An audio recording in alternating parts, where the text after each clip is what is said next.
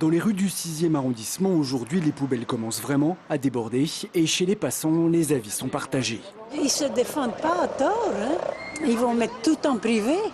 Vous savez ce que c'est que le privé, on embauche et on licencie. À partir du moment où on a un salaire et un travail, on doit effectivement faire preuve de compréhension à l'égard donc des usagers, en particulier des Lyonnais. Du côté du conflit, pas d'évolution. Les dépôts sont restés bloqués et ont compté 41% de grévistes ce matin, un record depuis le début de la grève. Les revendications, plus de travail le samedi et surtout le retour en régie publique de la collecte dans les centres de Lyon et Villeurbanne.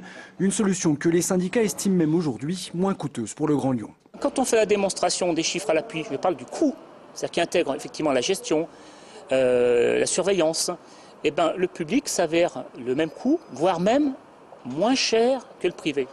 Ça a été dit devant les groupes politiques. Ben ça, effectivement, il va falloir peut-être le dire dans la presse aussi. Sauf que Gérard Collomb a toujours dit qu'il ne reviendrait pas sur le marché qui confie à Veolia et cite à Suez la gestion des centres-villes. Ce soir, le dialogue est rompu. Et nous sommes évidemment prêts à discuter à tout moment, mais dans l'état actuel des choses, il n'y a pas de solution possible à court terme. Il y a assez peu de chances que ça se débloque avant la semaine prochaine.